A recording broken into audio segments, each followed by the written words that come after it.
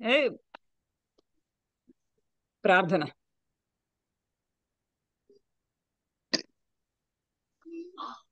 వరధరం విష్ణుం శశివర్ణం చతుర్భుజం ప్రసన్నవదనం ధ్యాయేత్ సర్వవిఘ్నోపశాంతయే. సరస్వతి నమస్తుభ్యం వరదే కామరూపిణి కామరూపిణి విద్యారంభం విద్యారంభం కరిష్యామి సిద్ధిర్భవతు మే సదా. ఓం శ్రీ గురుభ్యో నమః. పతంజలి ది పద ఆ, యోగేన చిత్తస్య అది అదే ప్రార్థన చెప్తారు. క్షమ్యత. ఇప్పుడు మనకి క్లాస్ అది కదా, పతంజలి యోగ సూత్రాలే కదా. అవును. అవునండి, ఇది అలవాటు ఉమ్, అయిపోయి క్లాసుల్లో వచ్చేసింది అమ్మగారు. ఉమ్.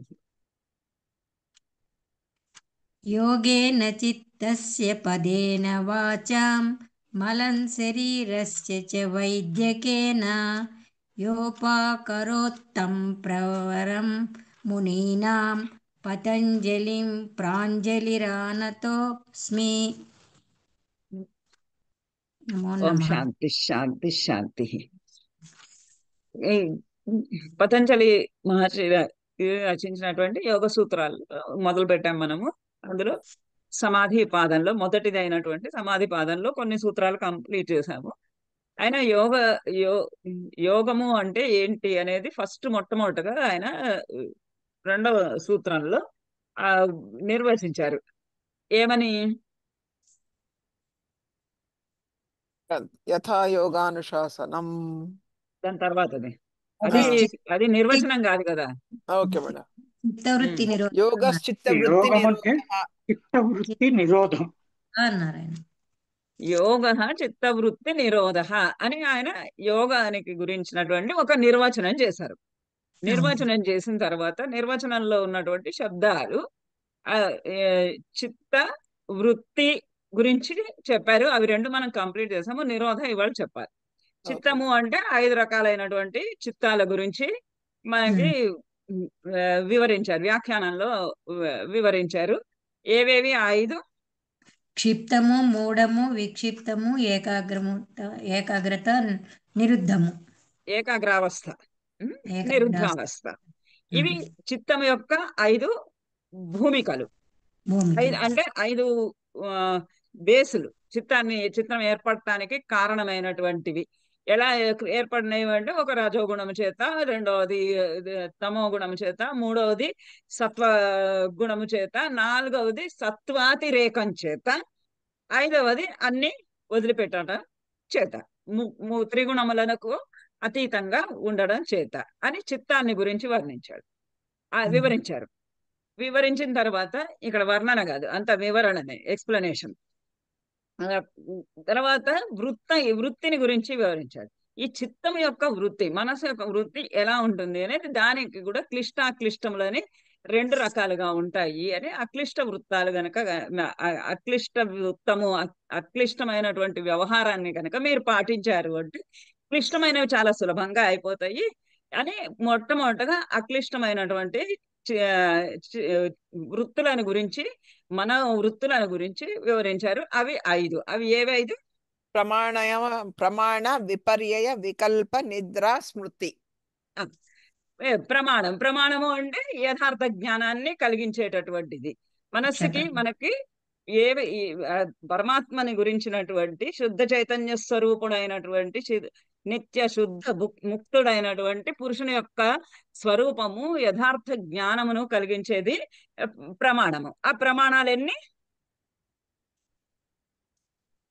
ప్రమాణాలు 3 రకాలు: ప్రత్యక్ష, అనుమాన అండ్ ఆగమ.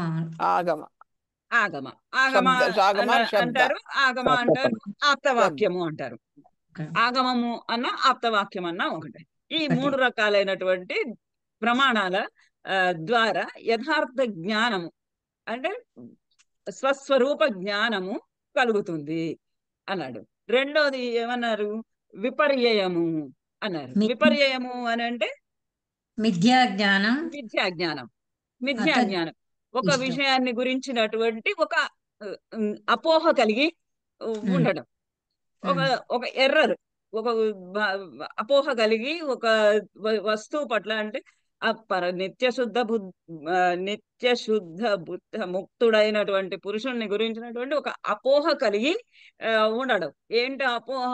ఈ శరీరమే పరమాత్మ అన్నటువంటి ఒక అపోహ కలిగి, ఒక మిథ్యా జ్ఞానం కలిగి ఆ, ఉండటం.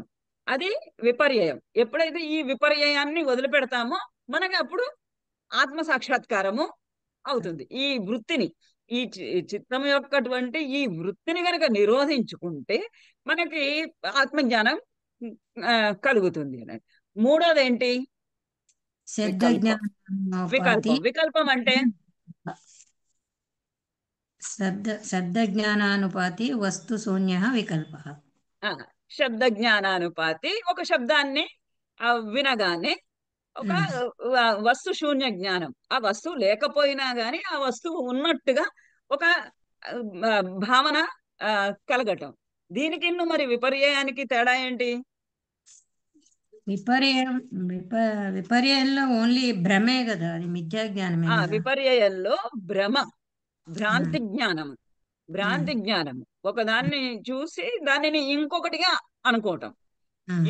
ఇందులో వికల్పంలో అసలు ఏమీ లేని దాని నుంచి ఏదో ఉన్నది అని అనుకోవటం.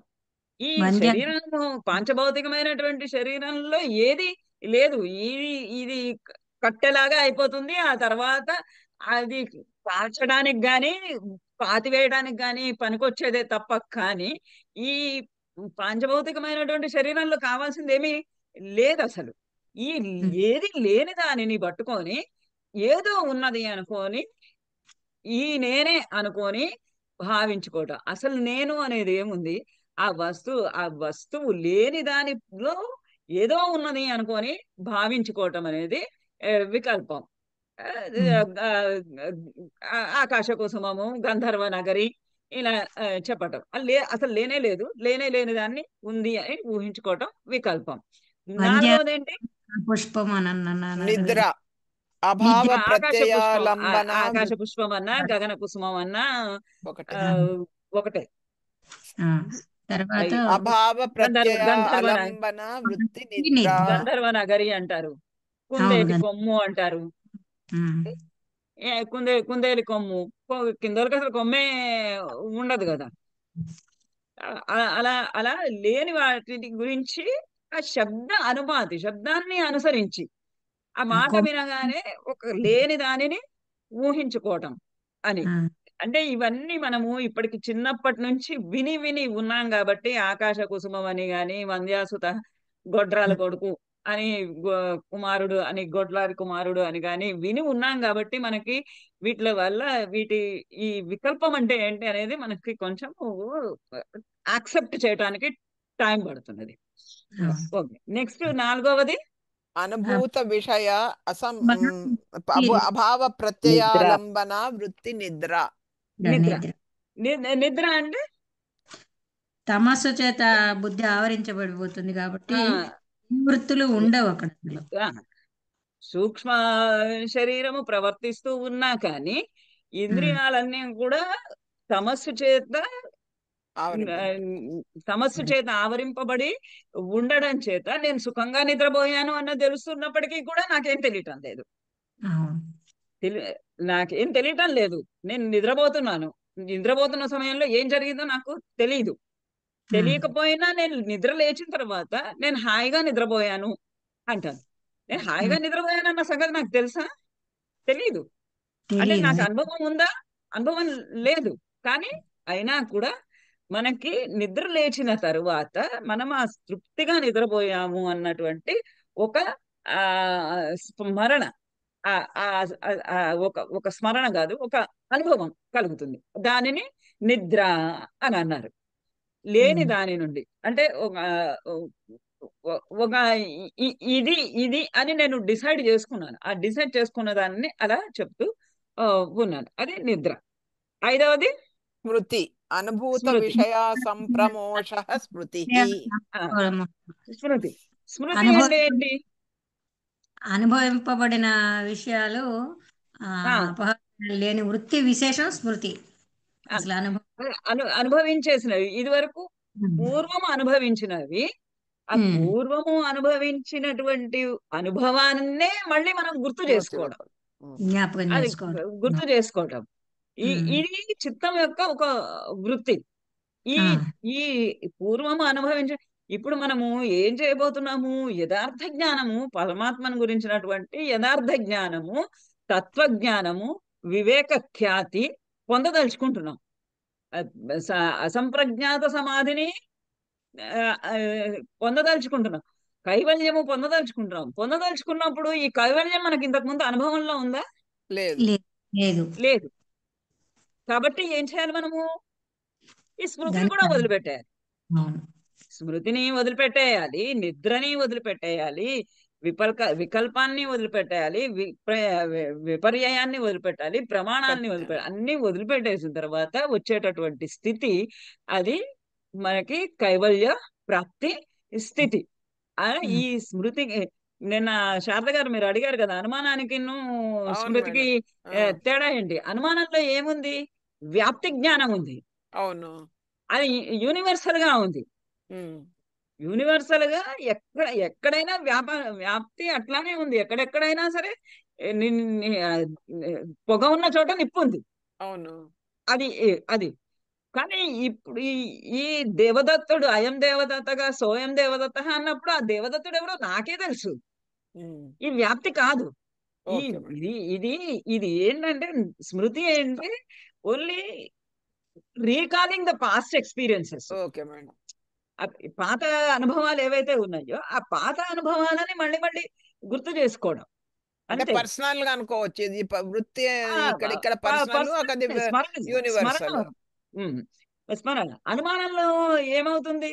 అనుమానమేమో ప్రమాణము, అవును. అది యథార్థ జ్ఞానం కలిగించేటటువంటి ఒక సాధనం. యథార్థ జ్ఞానం అంటే తత్వజ్ఞానము, పరమాత్మను గురించినటువంటి జ్ఞానము, పరబ్రహ్మం యొక్క స్వరూపాన్ని గురించి చెప్పేటటువంటి ఒక సాధనం. ఆ సాధనంలో ఇది అనుమానం ఏంటి? తర్క ప్రమాణం ద్వారా, ఒక రీజనింగ్ ద్వారా, ఒక లాజిక్ ద్వారా, ఒక వ్యాప్తి జ్ఞానం ద్వారా అది మనము అనే ఒక సాధనాన్ని ఉపయోగించుకొని దాన్ని తెచ్చుకుంటున్నాము. స్మరణ అనేది అనుభవము. అది అనుభవం ఎవరిది? నాది, లేదా మీది, లేదా ఇంకొకరిది, అందరిది. ఇట్స్ నాట్ అనే యూనివర్సల్ అనుభవం. వేరే ఇక్కడ అనుమానం అనేది ఇట్స్ యూనివర్సల్. దానికి మీకు వ్యాప్తి జ్ఞానము, సాధ్యాసాధ్యములు, కార్యకారణ సంబంధాలు ఇవన్నీ మీరు చదువుకున్నారు లాస్ట్ ఇయర్. అవును. సాధ్య సాధన భావం, సాధ్యాన్ని ఎట్లా సాధించాలి అనేది ఆ వ్యాప్తి జ్ఞానము. పర్వతో వహ్నిమాన్ అన్నటువంటి వాక్యము, ప్రమాణ వాక్యం, తర్క వాక్యం. దాన్ని అట్లా అలా ఒక తర్కంతో, ఒక రీజనింగ్ తోటి ఒక యథార్థ జ్ఞానాన్ని పొందటము అనేది అనే ప్రమాణము. అనుమానం అనేది ప్రమాణం. ఇక్కడ స్మరణలో ఏమైతున్నది? కేవలము మనము పాతగా జరిగినటువంటి ఆ అనుభవము ఏదైతే ఉందో ఆ అనుభవాన్ని మళ్ళీ మళ్ళీ ఇంకోసారి గుర్తు చేసుకుంటూ ఉన్నాం. కానీ ఒక పరమాత్మను గురించినటువంటి ఒక అనుభవం మనకైతే, అంటే ఏకాగ్ర చిత్తము మనకు అలవడి, ఆ ఏకాగ్ర చిత్తంలో మనకి బుద్ధి స్థిరంగా ఒక చోట నిలిచినప్పుడు దాన్ని మళ్ళీ మళ్ళీ మళ్ళీ మళ్ళీ స్మరించుకుంటూ ఉంటే అది మనకి పరమాత్మ జ్ఞానాన్ని కలిగించగలుగుతుంది. మీకు ఒక న్యాయం గురించి విన్నారా? భ్రమర కీటక న్యాయము అని. వచ్చింది. భ్రమర కీటక న్యాయము అంటే అంటే ఏదైనా కీటకం నేను భ్రమరాన్ని అనుకుంటే అది భ్రమరంగా కన్వర్ట్ భ్రమరం ఏం అయిపోతుంది. చేస్తుందంటే ఒక కీటకాన్ని తీసుకొని వెళ్ళి ఒక గూటిలో పెట్టేసేసి దాన్ని కప్పి వేసేసి దానికి ఒక చిన్న సందు మాత్రం వదిలి గాలి పీల్చుకోవడానికి ఒక మందులు వచ్చి గుయ్యి అని ఒక సౌండ్ ఇస్తుంది. తుమ్మెద జుంకారం. ఆ జుంకారం ఉన్నా సరే లేకపోయినా సరే ఆ కీటకం ఏమనుకుంటుంది, ఆ జుంకారాన్ని వింటూ వింటూ వింటూ వింటూ వింటూ వింటూ నేనే ఈ మీరు జుంకారం చేస్తున్నటువంటి తుమ్మెదని అనుకొని అది తుమ్మెదగా మారిపోతుంది. అట్లా ఒక చిత్తము ఒక ఏకాగ్ర స్థితిలో ఉన్నప్పుడు ఆ, అందులోనే అందులోనే అందులోనే అందులోనే ఉంటే అది పరిణమించే అవకాశం. కానీ ఇదేంటి, ఆ ఇది ఆ అనుభవాన్ని గుర్తు తెచ్చుకోవడం కాదు, కైవల్యము పొందడానికి కాదు. కైవల్యం ఎందుకంటే అది ఒకటేసారి లభించేది, అది ఒకటేసారి అనుభవంలోనికి వచ్చేది. అనుభవం కూడా కాదు, అనుభవం కూడా వదిలివేసిన తరువాత వచ్చేటటువంటిది కైవల్య ప్రాప్తి. అందుకని ఇవన్నింటినీ కూడా నిరోధించాలన్నాడు. చిత్త వృత్తి నిరోధం. చిత్తాన్ని 5 రకాలైనటువంటి చిత్తములను, 5 రకాలైనటువంటి వృత్తులను, వృత్తులను. మానసిక వృత్తులను, ఇవి అన్నింటినీ కూడా నిరుద్ధ నిరోధ నిరోధించటమే యోగము. మరి ఎలా నిరోధించాలి? ఇప్పుడు మూడవ పదం అంటే నిర్వచనంలో ఉన్నటువంటి మూడవ పదం. మొదటి పదము చిత్తము 5 విధాలు, వృత్తి 5 5 విధాలు. విధాలు. ఇప్పుడు నిరోధం గురించి చెప్తున్నాడు. ఈ నిరోధం ఎలా చెయ్యాలి అని చెప్తూ మొట్టమొదటిగా చెప్తున్నాడు, అభ్యాస వైరాగ్యాభ్యాం తన్నిరోధ. అభ్యాస వైరాగ్యముల చేత ఆ వృత్తులన్నీ కూడా నిరోధింపబడతాయి. ఈ చిత్తము యొక్క వృత్తులు, ఈ త్రిగుణాత్మకమైనటువంటి చిత్తము యొక్క పంచ వృత్తులు కూడా కేవలము అభ్యాసం చేతనే లేదా వైరాగ్యము చేత, ఈ రెండింటి చేతనే తంత్ర నిరోధ, దానిని నిరోధింపగలము. ఆ చిత్తవృత్తిని మనము ఈ రెండింటి వల్లనే ఆ వృత్తులన్నింటినీ కూడా నిరోధించడానికి తగినటువంటి ఉపాయము ఏమిటి అంటే, ఏమిటి దానికి తగిన ఉపాయము? అభ్యాస వైరాగ్యాలు.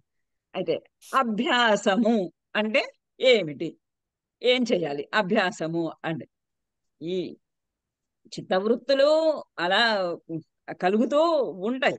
ఆ కలుగుతూ ఉన్నటువంటి ఆ చిత్తవృత్తులను మనము నిరోధించాలి. నిరోధించినప్పుడే మరి ఈ యోగం, అది దాన్నే యోగం అన్నారు. మరి ఆ నిరోధము ఎలా చేయాలి అని అంటే, మరి ఎటువంటి రకమైనటువంటి అభ్యాసం చేయాలి, ఎటువంటి రకమైనటువంటి వైరాగ్యంతో కూడి ఉండాలి. నిరోధం చేయాలంటే అభ్యాసం చేయాలి, వైరాగ్యం చేయాలి. ఆ అభ్యాసము వైరాగ్యము అంటే ఎలా వాటిని పాటించాలి అంటే, మనం ఇప్పుడు ఎట్లా ఉండాలంటే, ఇక్కడ ఏమి తెలియదు, మనం నేర్చుకుంటున్నాము అన్న ఉద్దేశంలో ఉండాలి. మనం ఆల్రెడీ కొంచెం ఒక మిథ్యాజ్ఞానం పెట్టుకొని వినడం, చదువుకోవటం కాదు యోగ సూత్రాలు. మనం పతంజలి మహర్షి మనకి మూఢమైనటువంటి మన చిత్తానికి జ్ఞాన ప్రదానము చేస్తున్నాడు. ఆ జ్ఞాన ప్రదానం చేస్తున్నప్పుడు మరి నాకు డౌట్ వచ్చింది, నువ్వు బాగుందయ్యా, బాగా చెప్పావు, నిరోధించాలి అన్నావు. మరి నేను నిరోధించాలంటే ఎలా నిరోధించాలి? ఒక గుంట తవ్వి పాతయ్యాలా అందులో? పెద్ద గొంగళి తెచ్చి కప్పేసి నిరోధించాలా? ఎట్లా నిరోధించాలి నడవాలి. అలా అంటే కైవల్యం సాధించాలి అని అంటే, కైవల్యంలో మనము లీనం అవ్వాలి అని అంటే, దానికి తగినటువంటివి అభ్యాస వైరాగ్యాలు. వైరాగ్యాలు. అభ్యాసము అంటే మళ్ళీ క్వశ్చన్ నాకు, అరే నువ్వు అభ్యాసం అంటున్నావు కదా, నేను ఏం అభ్యాసము చెయ్యాలి, ఎలా అభ్యాసము చెయ్యాలి?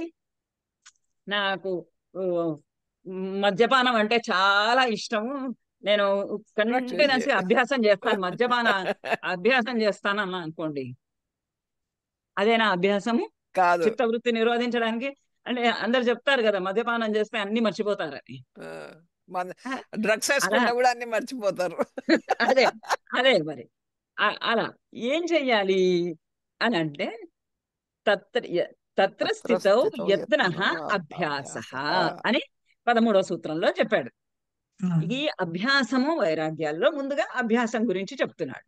అభ్యాసము అంటే తత్ర స్థితౌ యత్నః అభ్యాస తత్ర అక్కడ అంటే ఆ రెండింటి యందు అభ్యాస వైరాగ్యముల యందు అభ్యాసము అంటే సిద్ధ స్థితౌ యత్న స్థితౌ ఆ చిత్తము యొక్కటువంటి వృత్తి ఏదైతే ఉందో ఏ నిరుద్ధావస్థ అని చెప్పామో ఏ సంప్రజ్ఞాత సమాధి అని చెప్తున్నామో ఏ క్షిప్తము కాదు మూఢము కాదు విక్షిప్తము కాదు ఏకాగ్ర చిత్తము ఏకాగ్ర చిత్తం నుండి నిరుద్ధ చిత్తం చిత్తము ఈ ఏకాగ్ర చిత్తం నుండి నిరుద్ధ చిత్తంలో స్థితవు దాని యందు ఉండుట యందు యత్న ప్రయత్నం ప్రయత్నం చేయటం అంటే ఆ చిత్తంలో రాజసిక తామసికమైనటువంటి వృత్తులు లేకుండా ఆ సాత్విక స్థితి క్షిప్త వృత్తి అంటే రజోగుణంతో కూడినది మూఢ చిత్తము అని అంటే తమో తమో గుణం తమో రాజ గుణం రాజస గుణంతో సారీ తామస గుణంతో కూడినది గుణం. ఉమ్. విక్షిప్త చిత్తం అంటే అటు ఇటు సత్వగుణంతో కూడి ఉంది కానీ రజోతమ గుణములు కూడా ఉంటాయి ఉన్నాయి. రజోతమ గుణములు కూడా ఉంటాయి అప్పుడప్పుడు పరిస్థితిని బట్టి అవి అలా అది మారిపోతూ హెచ్- ఉంటాయి ఇటు ఇటు అటు ఒకసారి కాసేపు క్షిప్తం అవుతుంది కాసేపు మూఢం కూడా అవుతూ ఉంటుంది కానీ ప్రధానంగా సత్వముగా ఉంటుంది ఏకాగ్ర చిత్తం వచ్చేటప్పటికి రజస్తమో గుణాలు రెండు కూడా పూర్తిగా స్తబ్దమైపోయి అంటే అణిగిపోయి అణిగినవి కానీ పోలేదు తొలగిపోలేదు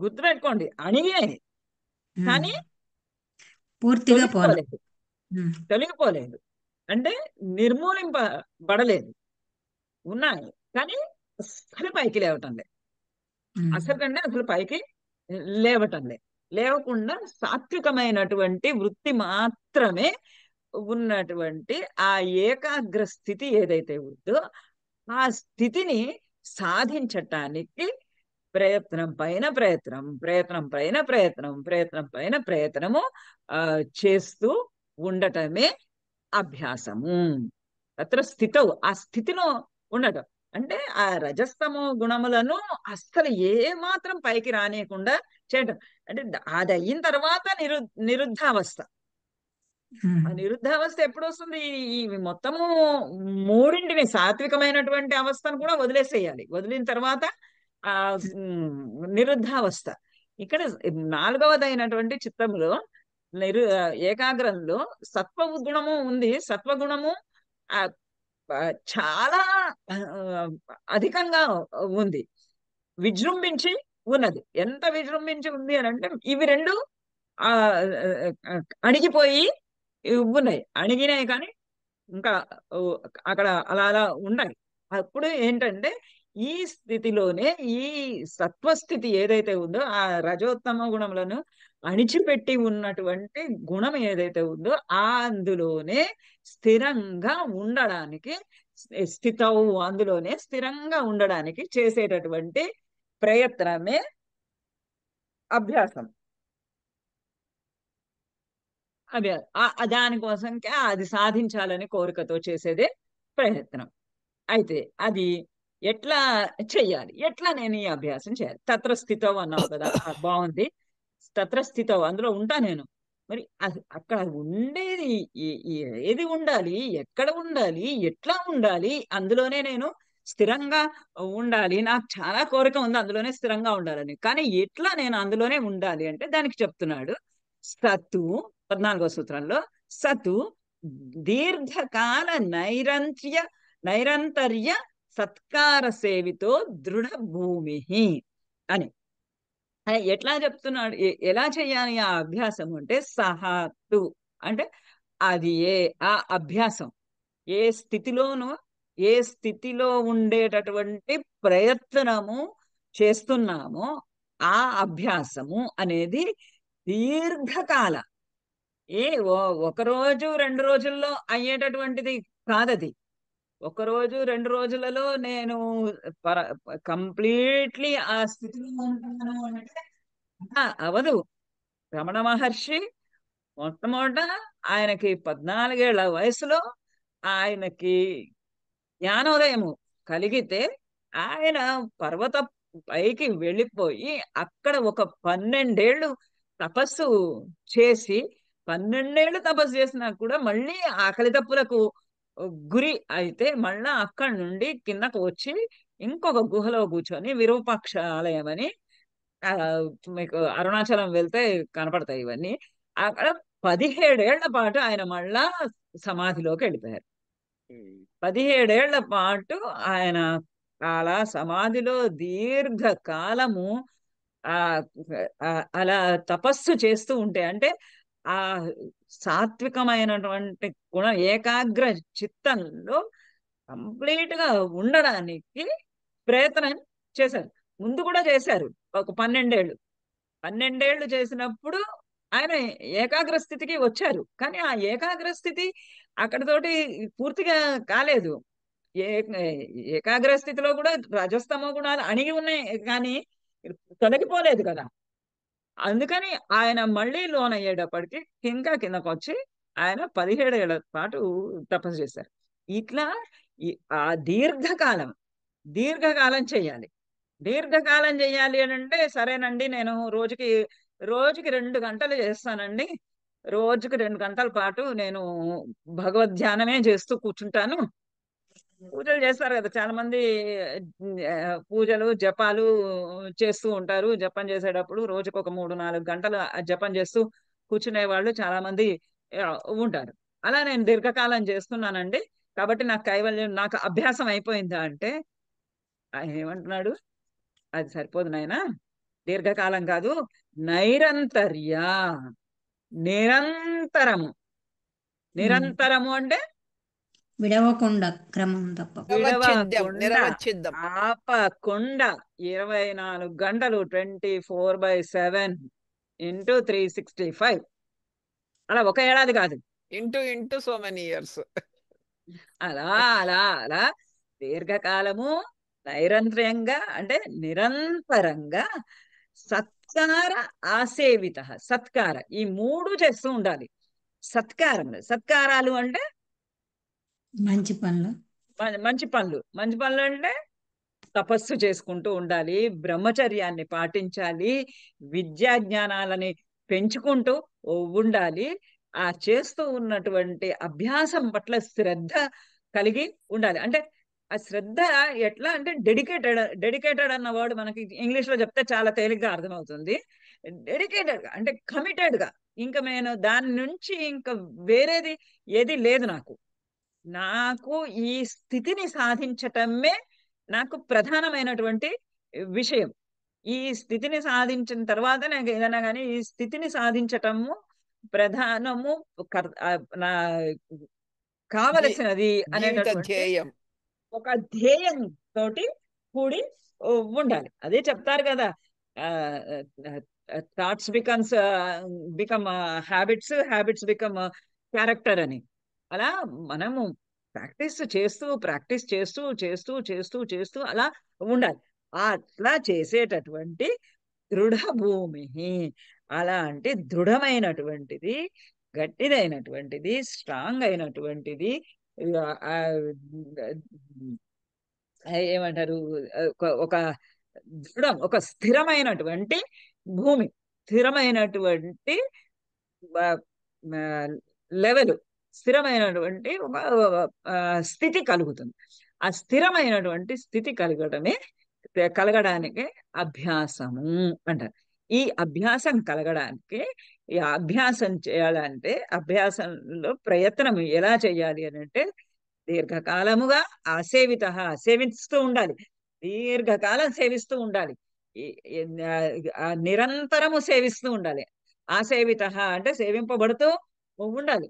ఆ దీర్ఘకాలము, నిరంతరము, సత్కార్యము అంటే ఆ, తపస్సు, బ్రహ్మచర్యము, ఇలాంటివన్నీ కూడా. బ్రహ్మచర్యము, విద్య అంటే జ్ఞాన సముపార్జన చేస్తూ ఉండాలి. అంటే అక్కడ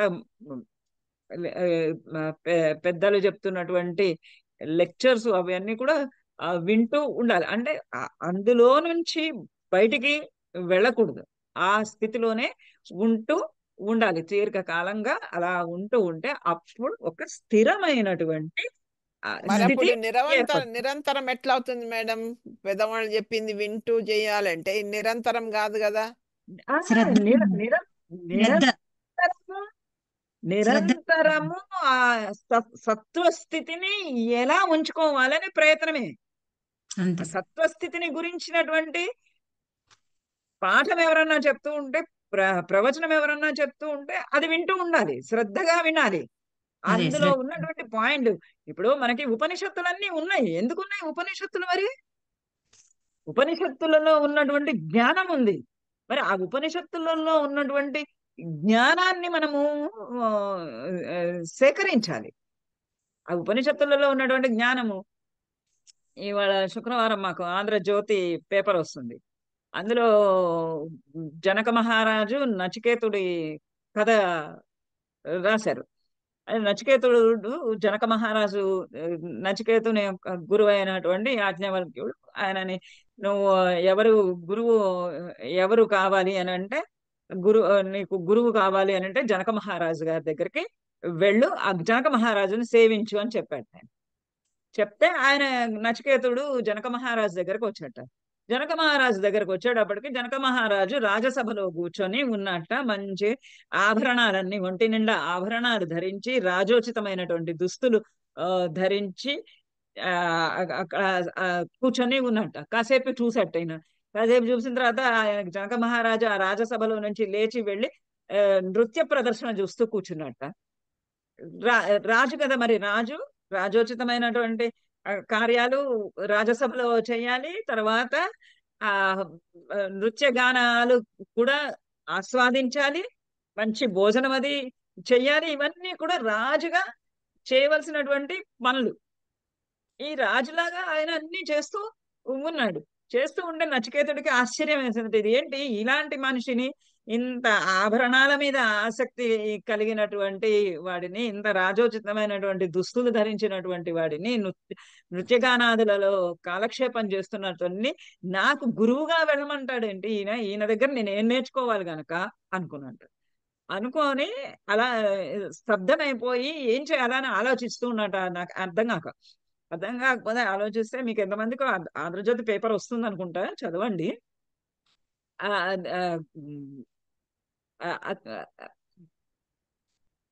ఆ, అక్కడ జనక మహారాజుకి ఈయన ఏం ఆలోచిస్తున్నాడు, ఆయన ఆయన ఆల్రెడీ జ్ఞానవంతుడు కదా, జ్ఞాన వైరాగ్యాలకి ఆయన ఆ, ప్రసిద్ధి. జనక మహారాజు విదేహముక్తుడు ఆయన. అందుకనే ఆ రాజ్యం పేరే విదేహం. ఆయన ఆ, ఈ నచికేతుడి మనస్సులో ఉన్నటువంటి అభిప్రాయాన్ని గ్రహించి తన్ని పిలిచాట. నచికేత, ఎందుకు వచ్చావు నువ్వు నా దగ్గరికి ఇక్కడికి అంటే, ఇట్లా మా గురువు గారు పంపించారు మీ దగ్గరికి, మీ దగ్గర నేర్చుకోమని పంపించారు అని అంటే, అవునా, నా దగ్గర ఆత్మజ్ఞానము తెలుసుకోవాలని వచ్చాను, ఆత్మజ్ఞానం మీ దగ్గర నుండి నన్ను నేర్చుకోమన్నారు మా గురువు గారు అని అంటే, నీకు ఇంకా ఆత్మజ్ఞానం కలిగేంతటువంటి స్థితి లేదు అని అన్నట. స్థితి లేదు అంటే, లేదు, మా గురువు గారు చెప్పారు నాకు మీ దగ్గరే నేను ఆత్మజ్ఞానాన్ని నేర్చుకోవాలని, తెలుసుకోవాలని అన్నాను. అని అంటే, సరే అని జనక మహారాజు గారు, సరే రండి, సరే మీకు అంత పట్టుదల, అంత శ్రద్ధ ఉంటే ఆత్మజ్ఞానం గురించి తెలుసుకోవాలి అని అంత పట్టుదల గనక ఉంటే, సరే రండి, ముందు నదిలోకి వెళ్ళి స్నానం చేసి పరిశుభ్రమయ్యి రండి అక్కడ అని నది దగ్గరికి తీసుకెళ్ళి నదిలోకి వెళ్ళి స్నానం చేసి రండి, నేను మీకు ఆత్మజ్ఞాన బోధ చేస్తాను అన్నట. అని ఆయన అక్కడ నది గట్టు మీద ఆయన కూర్చున్నట్ట. ఈయన నచికేతుడు నదిలో దిగట. నదిలో దిగిన కాసేపటికి భటులు వచ్చి కాలిపోతున్నది, మంటలు, అడవి అంతా కాలిపోతున్నది, గ్రామాలన్నీ కాలిపోతున్నాయి, మంటలు చెలరేగుతున్నాయి అని వచ్చి చెప్పారట. చెప్తే ఈయన ధ్యానంలో కూర్చున్నటువంటి జనక మహారాజు అలానే ధ్యానంలోనే ఉన్నట. ఆయన కదలలేదు, మెదలలేదుట. వాళ్ళు వచ్చి చెప్పారట, మంటలు నదిలోంచి నీళ్లు తీసుకొని వెళ్ళి పోస్తున్నారట. పోస్తూ ఉంటే మంటలు చల్లారటం లేదు, హాహాకారాలు పెడబొబ్బలు వినిపిస్తున్నాయట. వినిపిస్తుంటే ఇంకా ఈయనకి నచికేతుడికి, నీళ్ళల్లో కూర్చున్నటువంటి నచికేతుడికి భయం వేసేసి అమ్మో కాలిపోతున్నది అనుకొని పరిగెత్తుకుంటూ బయటకు వచ్చేసట నీళ్ళల్లో నుంచి. బయటకు వచ్చి చూసేటప్పటికి జనక మహారాజు అదే ధ్యాన ముద్రలో ఉన్నట్ట. బయట అంతా ఎక్కడ ఏమీ జరగటం లేదు, అంత కూడా నిర్మలంగా నిశ్చలంగా ఉందిట. అప్పుడు ఆయనకు అర్థమైంది ఈయన ఎంత ధ్యానంలో ఉన్నాడంటే చుట్టూరా ఇంత జరుగుతున్నా కానీ ఆయనకి ఆ ధ్యానంలో నుంచి ఆయన వైదొలగలేదు అని తెలుసుకొని ఈయన నిజంగా ఆత్మజ్ఞాని. అందుకని ఇవన్నీ జరుగుతున్నవన్నీ, బయట ప్రపంచంలో జరుగుతున్నవన్నీ కూడా మిథ్యలే, మాయలే, వికల్పములే అని గ్రహించుకొని అప్పుడు జనక మహారాజు దగ్గర ఆత్మజ్ఞాన బోధ చేసుకున్నారు. ఇది ఇవాళ వచ్చినటువంటి ఆత్మజ్ఞాన బోధన గురించినటువంటి కథ.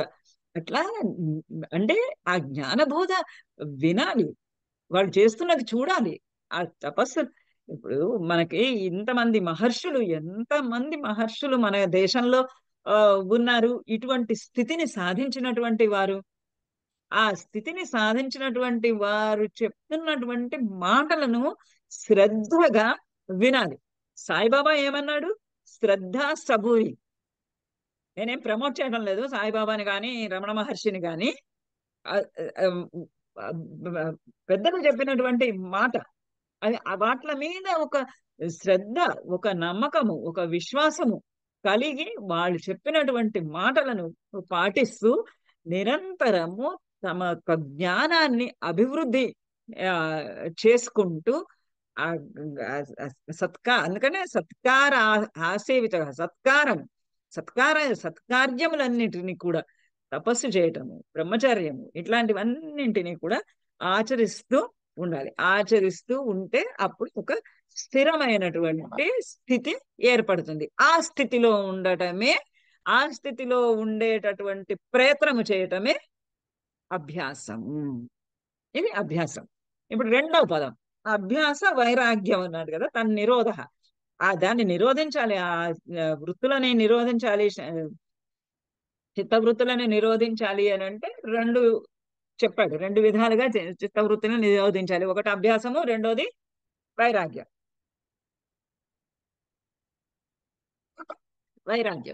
వైరాగ్యము అంటే ఏమిటి అంటే ఇప్పుడు 15వ సూత్రంలో చెప్తున్నాడు. దృష్ట అనుశ్రవిక విషయ వితృష్ణస్య వశీకార సంజ్ఞ వైరాగ్యం. వైరాగ్యం అంటే మనం ఏమనుకుంటాం సాధారణంగా, వైరాగ్యం నాకైతే ఇప్పుడు చీరలు కొనుక్కోవాలంటే వైరాగ్యం వచ్చేసిందండి అంత. మనకి ఎక్కడికైనా సినిమాలు చూడాలంటే ఇక చిన్నప్పుడు చాలా చూసాను కానీ ఇప్పుడైతే నాకు వైరాగ్యం వచ్చేసిందండి సినిమాలు చూడాలంటే అని అంటాం. ఇంకా మీరందరూ చాలా చిన్నపిల్లలు అనుకుంటా, మీకు అందరికి అటువంటి వైరాగ్యం ఇంకా ఏది వచ్చినట్టు లేదు. ఇంకా చాలా చాలా మనము అనుకుంటాం దీని నుంచి, దేని మీద అయితే మనకు ఆసక్తి లేదు, ఆసక్తి లేని విషయాలన్నిటి పట్ల మనకి వైరాగ్యం వచ్చేసింది అనుకుంటాం. కానీ వైరాగ్యము అంటే ఏమిటి అని టెక్నికల్ గా యోగ సూత్రాన్ని అనుసరించి ఇలా చెప్తున్నాడు. ఏమని అంటే దృష్ట అనుశ్రవిక విషయములందు దృష్ట అంటే కనబడుతున్నటువంటివి లేదా తినబడుతున్నటువంటివి, ఈ మన చుట్టూరా ఉన్నటువంటి ప్రపంచము, మన చుట్టూరా ఉన్నటువంటి చేతనములు అయినటువంటి ప్రపంచం కానీ, మనం తినేటటువంటి అన్నపానాదులు కానీ, ఆహార వ్యవహారాలు కానీ, మనం ధరించేటటువంటి దుస్తులు కానీ, ఇవన్నీ మనం ఉండేటటువంటి ఇల్లు కానీ, మనకు ఉన్నటువంటి కార్లు, బళ్ళు, ఓడలు కానీ ఏవైనా కానీ అవన్నీ కూడా అటువంటి అన్ని ఆ కనబడేటటువంటి విషయాలు అన్నింటి పట్ల విషయములందు, ఇంకా అనుశ్రవిక అనుశ్రవిక అనుశ్రవంగా మనకి వస్తూ వింటూ వింటూ ఉన్నాం. మంచి పనులు చేసిన వాళ్ళందరూ స్వర్గానికి వెళ్తారు, చెడ్డ పనులు చేసిన వాళ్ళందరూ నరకానికి వెళ్తారు, స్వర్గంలో దేవతలు ఆ, ఉంటారు. దే దేవతలంతా కూడా ఆ ముక్తులు అని చెప్తూ ఉంటారు. మళ్ళీ మళ్ళీ ఇంకోటి కూడా చెప్తుంటారు, మనం చేసుకుంటున్నటువంటి పుణ్యం అంతా పుణ్య ప్రభావం వల్ల స్వర్గంలో ఉంటాం, స్వర్గంలో మన పుణ్య ప్రభావం అయిపోగానే డిపాజిట్ అయిపోగానే మళ్ళా భూమి మీదకి వస్తాం అని అని వింటాం. కానీ దీని మీద దృష్టి పెడతామా మనము? అక్కడే ఉండాలి పర్మనెంట్ గాని పెట్టాం. పెట్టాం పెట్టాం ఇలా వస్తూ ఉండాలి. ఈ అనుశ్రావికంగా ఏవైతే వస్తూ ఉండాయో ఆ వింటూ ఉన్నటువంటి వాటి పట్ల, అంటే స్వర్గము, నరకము, ఆ దే దేవతలలాగా అవటము, ఇలాంటివి ఈ దేవతలతో సమానంగా అవడము, ఇలాంటివన్నీ మనము ఊహించుకుంటూ ఉండాలి. దేవతలు అంటే ఎవరు? మనకి సూక్ష్మ శరీరంలో ఉన్నటువంటి వాళ్ళు దేవతలు.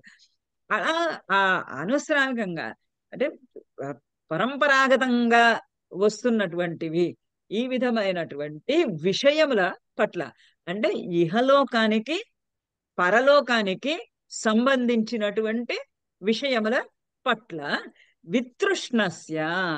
వితృష్ణ కలిగినటువంటి అంటే ఆ రెండింటి పట్ల, ఇహమైనటువంటి దానికి విషయంలోనూ పరమైనటువంటి విషయాల పట్ల ఏమాత్రము ఆశ, కోరిక, ఇంట్రెస్ట్, ఉబలాటము, ఇలాంటివి ఏవి కూడా తృష్ణ లేకపోవటము, కోరిక లేకపోవటమే వశీకార సంజ్ఞ వైరాగ్యం. అదే ఆ వైరాగ్యానికే వశీకార సంజ్ఞ, వశీకారము అనేటటువంటి పేరు. వశీకారము అనే పేరుతో కూడినటువంటి వైరాగ్యం ఇది. ఏది? ఈ ఇహ పరములు రెండింటినీ కూడా, రెండింటి యందు కూడా, రెండింటి యొక్క విషయములందు, ఇహలోకంలో ఇంద్రియముల నుండి అనుభవించేటటువంటి విషయాల పట్ల, పరలోకంలో సూక్ష్మ శరీరంతో అంటే ఇహలోకంలో స్థూల శరీరంతో అనుభవించేటటువంటి విషయాల పట్ల, పరలోకంలో సూక్ష్మ శరీరంతో అనుభవించేటటువంటి విషయాల పట్ల, రెండింటి పట్ల కూడా ఏమాత్రం కోరిక, ఏమాత్రము ఆశ లేకపోవటమే, ఈ కోరిక లేకపోవటమే వశీకారము అనేటటువంటి పేరు కలిగినటువంటి వైరాగ్యము అని 15వ సూత్రంలో చెప్పాడు. ఈ వైరాగ్యము ఈ విధంగా ఉంటుంది అని. ఈ వైరాగ్యం వల్ల జ్ఞానము, ఇటువంటి వైరాగ్యము వల్ల జ్ఞానము కలుగుతుంది. అంటే ఇది నాది అనేటటువంటి భావన ఎప్పుడైతే వదిలేస్తామో, ఇది నాది, ఇది నాకు కావాల్సింది, ఇది నేను పొందుతాను, ఈ ఈ ఇల్లు నాది, ఈ వాకిలి నాది, ఈ కారు నాది, ఈ దేహం నాది, ఈ బట్టలు నావి. మనము దాన ధర్మాలు ఎన్నో చేస్తాము అని అనుకుంటాం. మనకి చాలా ఇష్టమైనటువంటివి ఏవైనా ఉంటే అవి అయితే మనం త్యాగం చేయలేము. అవి మనము అలాంటివన్నింటిని మనం వదిలి పెట్టలేము. అట్లాంటి విషయాల పట్ల మనకి వితృష్ణ కలిగి ఉండడమే వైరాగ్యం. అటువంటి వాటి పట్ల కోరిక లేకుండా ఉండడమే వైరాగ్యం. నాకు చాలా ఇష్టము. ఇది ఇష్టమైనా కానీ దాన్ని నేను వదిలేయాలన్నటువంటి దాని మీద కోరిక ఎప్పుడు కలుగుతుంది? ఇది నేనే పొందాలి, నాకే కావాలి అని, నాకు స్వర్గం కావాలి అనేటటువంటి కోరిక. ఈ రెండింటిని మీకు నేను మొన్న క్లాస్లో కూడా చెప్పాను. వేదాలు కానీ ఏవే కానీ మనకి ప్రవృత్తి ధర్మము, నివృత్తి ధర్మం రెండు నేర్పిస్తాయి. ఒకటే పాఠము, ఒకటే వేదము, అందులో ప్రవృత్తి ధర్మం ఉంటుంది, నివృత్తి ధర్మం ఉంటుంది. ధర్మార్థ కామాలని ఆచరించు, నీకు సద్గతులు కలుగుతాయి అని అంటాం. నాకు సద్గతి కలగాలని కోరిక, నాకు సద్గతి కలగాలి అంటే సద్గతులు అంటే స్వర్గాది లోకాలు, స్వర్గాది లోకాలు అంటే ఊర్ధ్వ ఊర్ధ్వలోక గతి. ఊర్ధ్వలోకాలు, ఊర్ధ్వలోక గతి కావాలి అనేటటువంటి కోరిక, అది ప్రవృత్తి ధర్మం. అంటే మనం పుట్టినప్పుడు మనము సంస్కారం, మన జన్మ సంస్కారం వల్ల ఎప్పటి నుంచి కల్ప ప్రారంభంలో కూడా సూక్ష్మంగా మనం చేసుకున్నటువంటి కర్మల యొక్క వాసన అలా ఉంటుంది. అది పెరిగి పెరిగి పెరిగి పెరిగి పెరిగి పెద్దదవుతూ ఉంటుంది. ప్రతి జన్మలోనూ మనం దానికి addition deletion addition deletion addition deletion చేసుకుంటూ ఉంటాం. ఆ వాసనతోటే మనం జన్మిస్తాం. ఆ జన్మించినటువంటి వాసన అంటే సంస్కారం, పూర్వజన్మ సంస్కారం. రజోగుణమో తమో గుణమో సత్వగుణమో ఏ గుణమో, కానీ మొత్తానికి త్రిగుణాత్మకమైనటువంటిదే శరీర ప్రపంచం అంతా కూడా త్రిగుణాత్మకం అయినది. ఎప్పుడైతే త్రిగుణములన్నీ కూడా స్థిరంగా ఉంటాయో అప్పుడు ఎట్లా అంటే నదిలో చెరువులో మురికి నీరు ఉందనుకోండి, మురికి నీరు ఉంటే కింద బురద బురదగా ఉన్నప్పుడు కింద ఏముందో మనకి కనపడదు. కానీ నీరంతా నిర్మలంగా అయిపోయింది అనుకోండి, అప్పుడు కింద ఒక మన నాణెం పడేసినా, ఒక రూపాయి బిళ్ళ పడేసినా కూడా మనకు అది కనపడుతుంది. అట్లా మనస్సును అంత నిర్మలంగా ఉంచుకోవాలి. అందులో మనసును ఎలా నిర్మలంగా ఉంచుకోవాలంటే చిత్తవృత్తులన్నింటినీ నిరోధించాలి. చిత్తవృత్తులన్నింటినీ నిరోధించినప్పుడే మనకి పరమాత్మ సాక్షాత్కారము అవుతుంది. ఇవి మామూలు మాటలలో చెప్తే, టెక్నికల్ గా కాదు. ఇక్కడ ఈ పుస్తకంలో చెప్పినది వంటిది పతంజలి సూత్ర టెక్నికల్ సూత్రం కాదు, సాంకేతికమైనటువంటి పరిభాషలో కాదు. సాంకేతికమైనటువంటి పరిభాషలో దృష్ట అనుశ్రవిక విషయ తృష్ణ, దృష్టమైనటువంటి కనబడిచేటటువంటివి, తర్వాత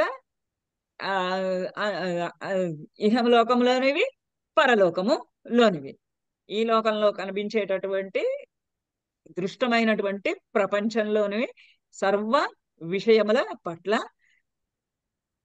పరంపరాగతంగా వింటూ ఉన్నాం. మనకు తెలియదు, మనం చూడలేదు. స్వర్గము అంటూ ఒకటి ఉందా అని మనకు తెలియదు, నరకము అనేది ఒకటి ఉందా అని మనకు తెలియదు.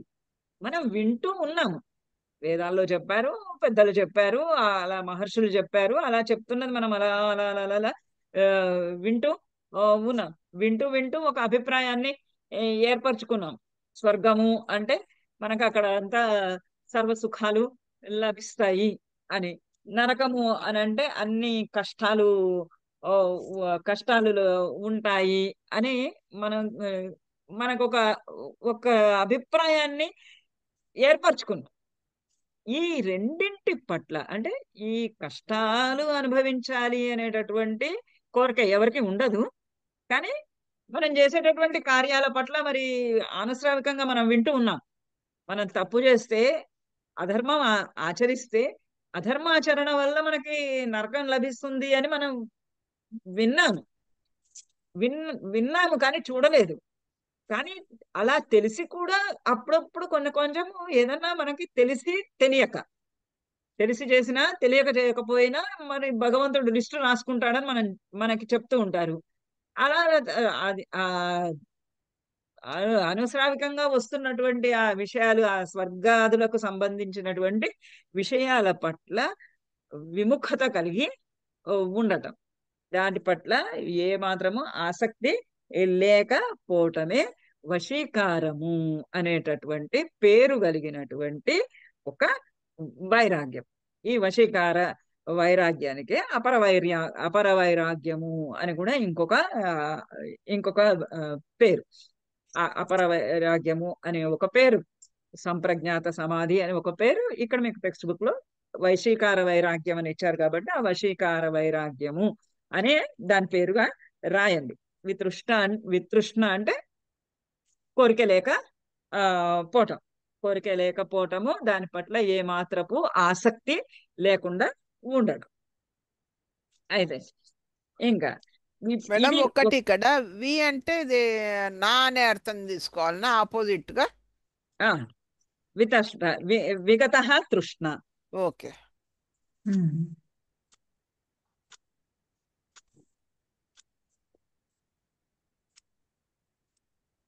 రాత్రి నిద్రలేదు సరిగా, అందుకని కంట్లోంచి ఒకటే తడి తడి అవుతుంది.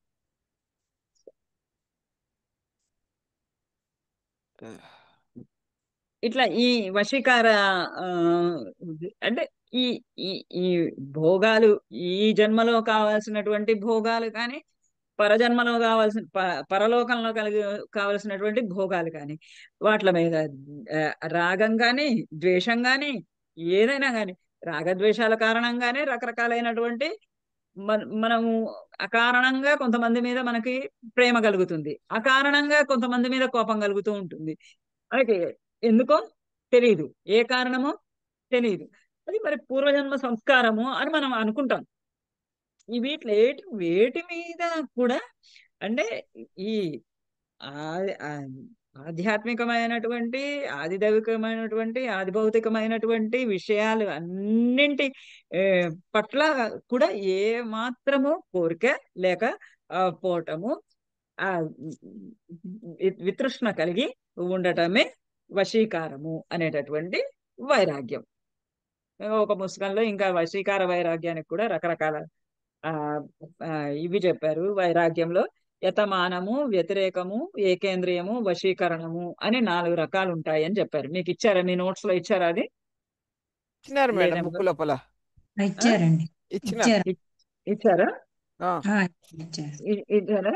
ఈ వశీకార వైరాగ్యము, ఈ వశీకార వైరాగ్యము అంటే ఇది వివేక ఖ్యాతిని కలిగించేటటువంటిది. అంటే బ్రహ్మ యొక్కటువంటి, పరమాత్మ యొక్కటువంటి పురుషుని యొక్క, పరమాత్మగా ఇక్కడ వీళ్ళు పురుష శబ్దం వాడతారు.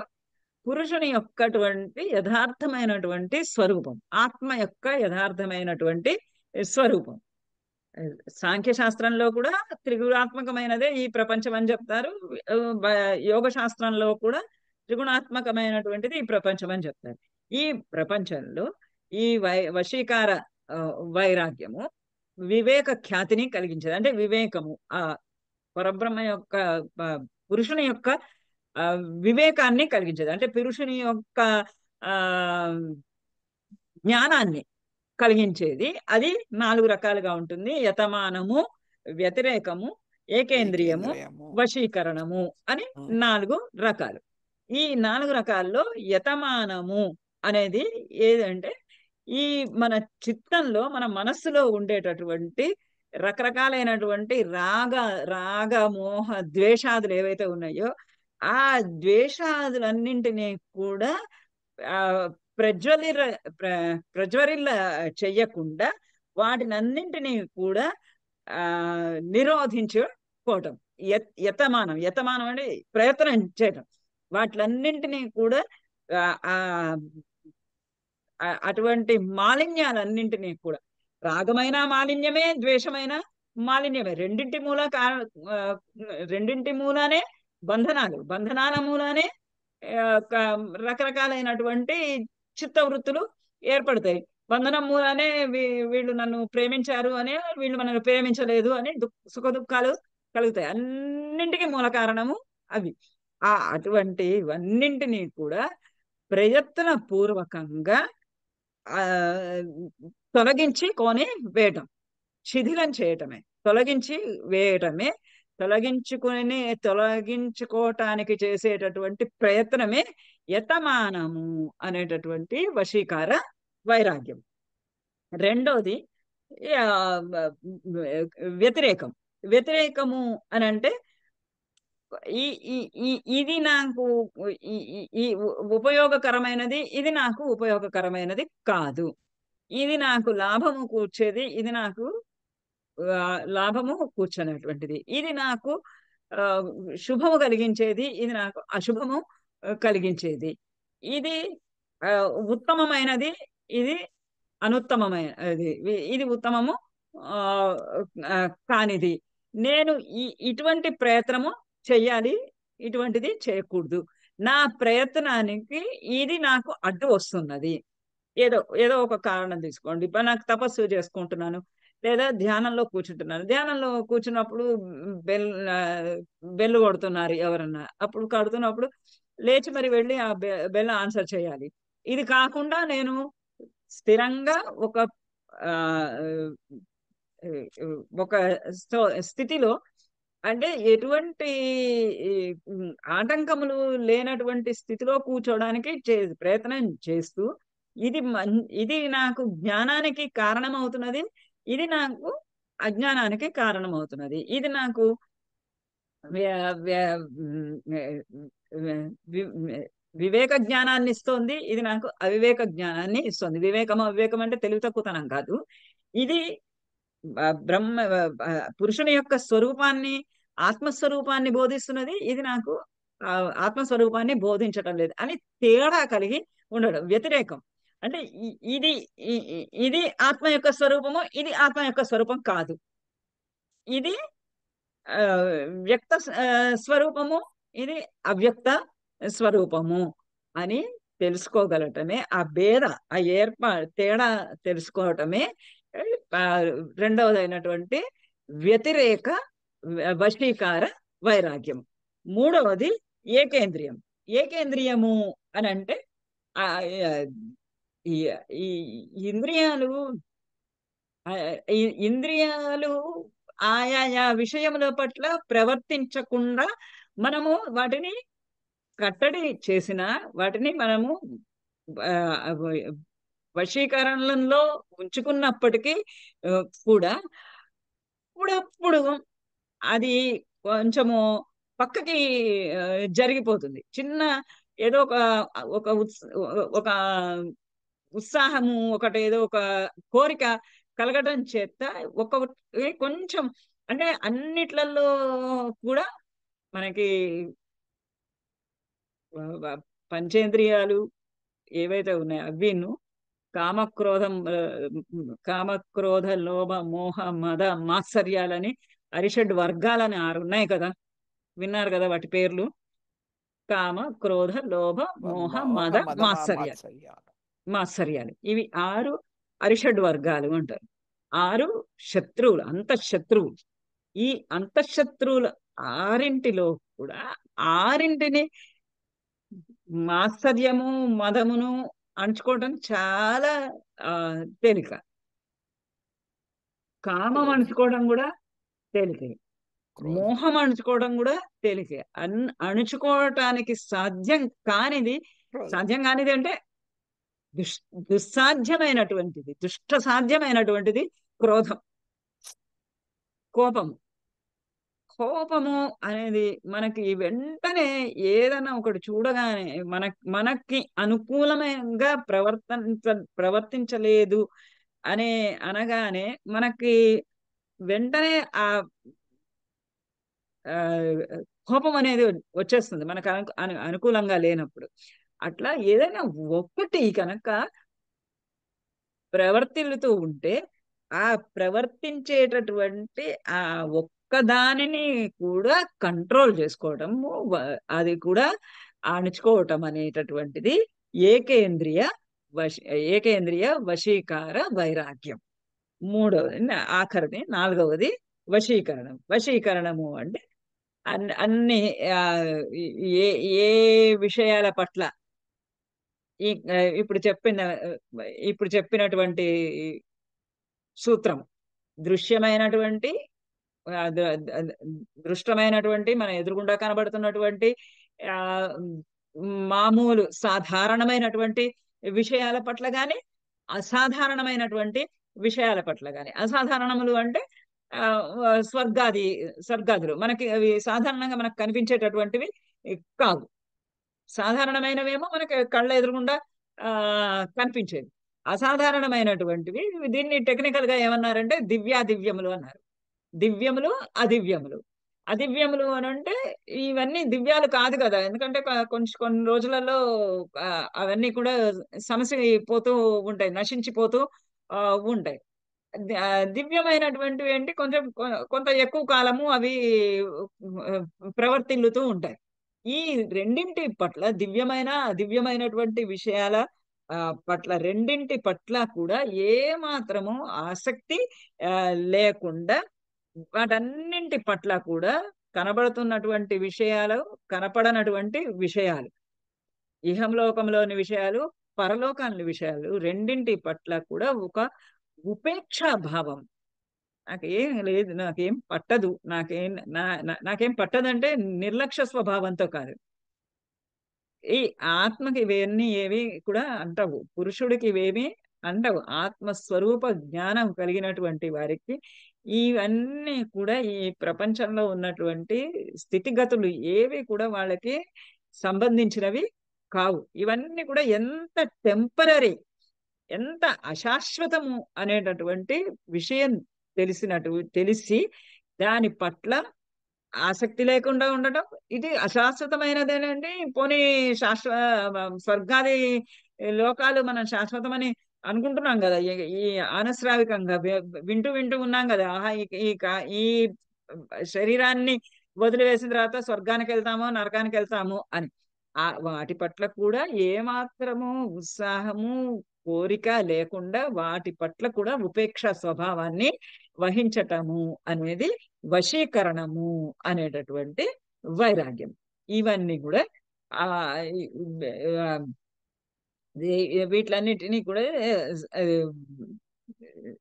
వశీకార వైరాగ్యము అంటారు, సంప్రజ్ఞాత సమాధి అంటారు. తర్వాత అపరవైరాగ్యము అన్న ఇదే. తర్వాత సబీజ వైరాగ్యము అన్నా కూడా ఇదే. ఇవన్నీ కూడా ఏంటంటే ఇంకా అక్కడ అవన్నింటినీ వదిలేసి ఆసక్తి లేకుండా అన్నింటినీ కూడా మన వశంలో ఉంచుకొని ఉన్నాను. ఆ వశంలో ఉంచుకోవటమే వశీకరణ వైరాగ్యము అని దానికి పేరు. ఒకసారి ఆ 4 పేర్లు చెప్పరమ్మా, రాసుకుంటాను. బీజ వైరాగ్యము 4 చెప్పారు ఇప్పుడు. బీజ వైరాగ్యము, అపర వైరాగ్యము, సంప్రజ్ఞాత వైరాగ్యము,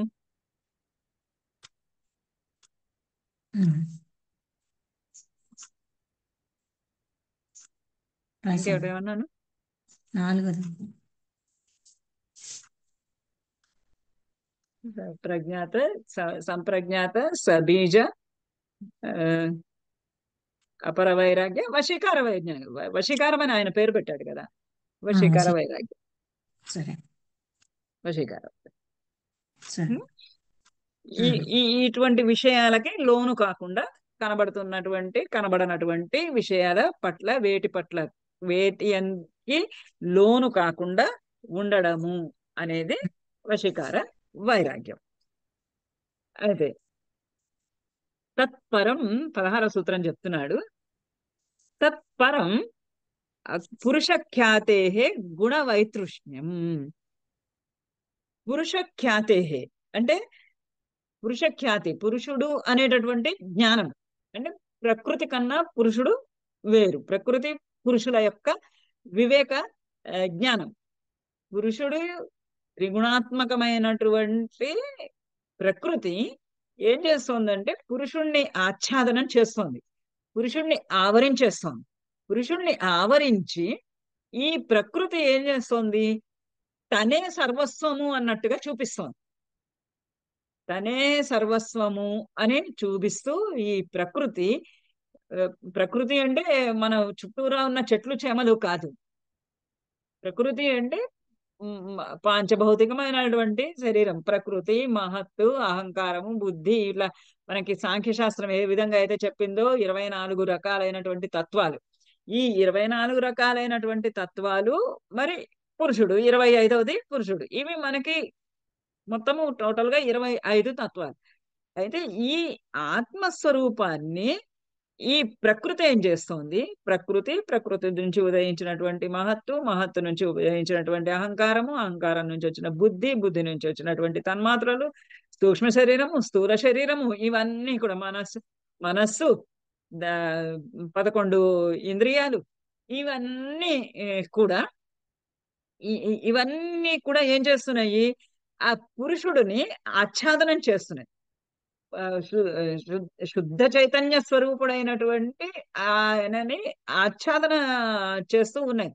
ఇదేమో జడ ప్రకృతి, అసలు ఆయనేమో చైతన్య స్వరూపుడు. ఎంత విచిత్రమో చూడండి. చైతన్య స్వరూపాన్ని ఒక జడము ఆచ్ఛాదనం చేసి కప్పిపుచ్చేసేసి ఆ పురుషుడినే, ఆ ఆత్మనే ఆ ఉమ్, చైతన్య చైతన్య స్వరూపంగా వర్ణించేటట్టుగా చేసేస్తోంది. అంత వ్యామోహం కలిగిస్తున్నది ప్రకృతి అనేటటువంటి ఆ, మ- మనిషి యొక్క స్వభావం.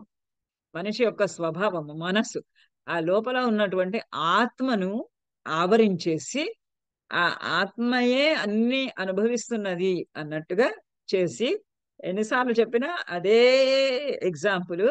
ఒక స్ఫటికం పక్కన గనక ఒక ఎర్రని మందార పువ్వునో లేకపోతే ఒక ఎర్రని గన్నేరు పువ్వునో పెడితే ఆ గన్నేరు పువ్వు యొక్క రంగే ఆ అందులో స్ఫటికాన్ని ప్రతిబింబిస్తుంది. రిఫ్లెక్ట్ అవుతుంది, అందులో ప్రతిబింబిస్తుంది. ఆ స్ఫటికంలో ఆ ఎరుపు రంగే ప్రతిబింబిస్తుంది, కానీ స్ఫటికానికి స్వయంగా ఎటువంటి రంగు లేదు. అలాంటిదే ఆత్మ యొక్క స్వరూపం. ఆత్మ యొక్క స్వరూపానికి ఎటువంటి రంగు, రుచి, వాసన ఏవి లేవు. ఉన్నవన్నీ కూడా ఈ త్రిగుణాత్మకమైనటువంటి ప్రకృతికే. ఈ త్రిగుణాత్మకమైనటువంటి ప్రకృతి ఏం చేస్తుంది? ఆ పురుషుని యొక్క వివేక జ్ఞానం కలగకుండా చేస్తుంది.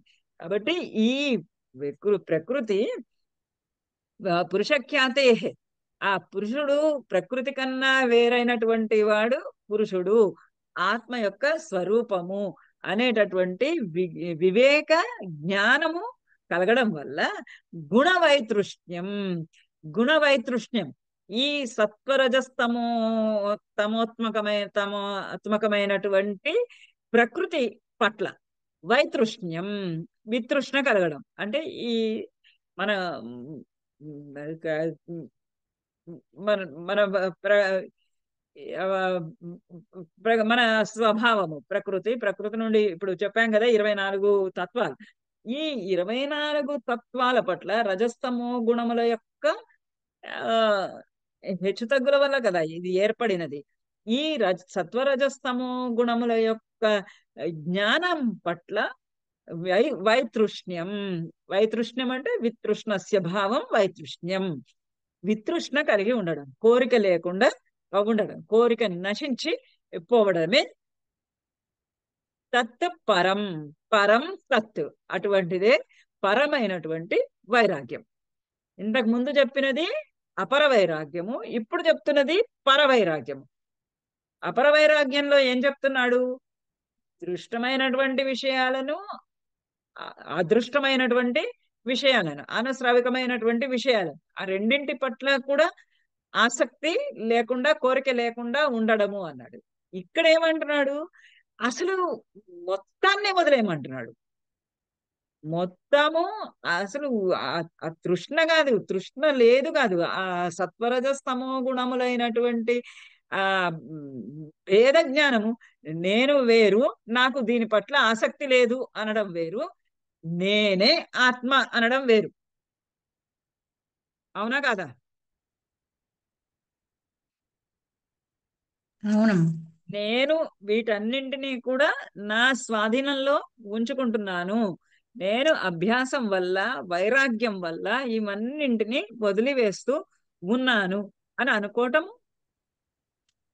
వేరు, నేనే పరమాత్మ అంటే నా ఆత్మస్వరూపమే పరమాత్మ యొక్క స్వరూపము అనేటటువంటి భావన కలిగి ఉండడం, అది పర వైరాగ్యము.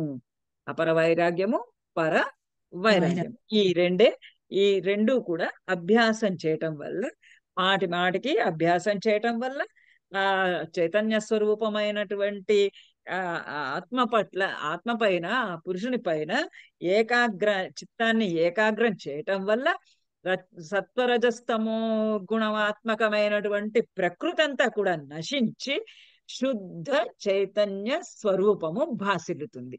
అది ఏ పరవైరాగ్యము. దానికే అసంప్రజ్ఞాత సమాధి అని పేరు.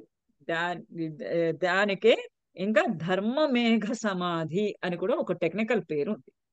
ధర్మమేఘ సమాధి అని, అసంప్రజ్ఞాత సమాధి అని గుర్తుపెట్టుకోండి. ఎందుకంటే మీకు పుస్తకాన్ని బట్టి మీకు సంప్రజ్ఞాత సమాధి, అసంప్రజ్ఞాత సమాధి అని రెండు రకాలైనటువంటి సమాధులు. ఇది పరవైరాగ్యము అనేది అసంప్రజ్ఞాత సమాధి, అపరవైరాగ్యము అనేది సంప్రజ్ఞాత ఆ, సమాధి. ఈ విధంగా రెండు రకాలైనటువంటి వైరాగ్యాలు. ఇక్కడతోటి ఆపుదాం ఇవాళ. చిన్న డౌట్ అడగొచ్చా? అడగండి, కానీ చాలాసేపు అడుగు. లేదు, నాకు మూడిటికి డిఫరెన్స్ కావాలి మేడం. సవికల్ప సమాధి, నిర్వికల్ప సమాధి, ఋతుంబర ప్రజ్ఞ, ఈ మూడిటికి ఏమేం డిఫరెన్స్? ఇంకా విశ్వంబర ప్రజ్ఞ దాకా రాలేదు మనము, ఆగండి అక్కడ దాకా. ఈ- ఈ సవికల్ప నిర్వికల్ప అంటే, సవికల్ప అంటే ఇంకా వికల్పములతో కూడి ఉన్నది. ఇంకా అంటే అది అటు ఇటు కాని స్థితిలో ఉన్నది. ఇప్పుడు అపరవైరాగ్యం లాగా అనమాట. అపరవైరాగ్యం లాగా. నిర్వికల్ప సమాధి అని అంటే నిర్బీజ సమాధి. నిర్బీజ సమాధి అని అంటే ఈ బీజం కూడా లేదనమాట. బీజం ఓకే. కూడా కాలిపోయింది. బీజం విత్తనం కాలిపోతే ఇంకేముంది? ఏమీ ఉండదు. ఇంకా మళ్ళీ మొలకెత్తేది లేదు కదా. అది సవికల్ప సమాధి. ఓకే. ఋతంభరా తస్య ప్రజ్ఞ. ఆ ప్రజ్ఞ, అది ఆ యొక్కటువంటి పురుషుని యొక్క జ్ఞానమే ఋతంభర, సర్వవ్యాపి అయినది అని. Okay madam, thank you. ఇంకా అక్కడికి రాలేదు మీరు.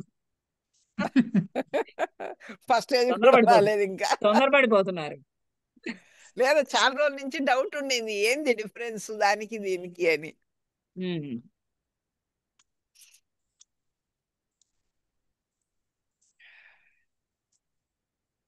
ఇవన్నీ ఏంటంటే చదువుతూ ఉన్నప్పుడు చాలా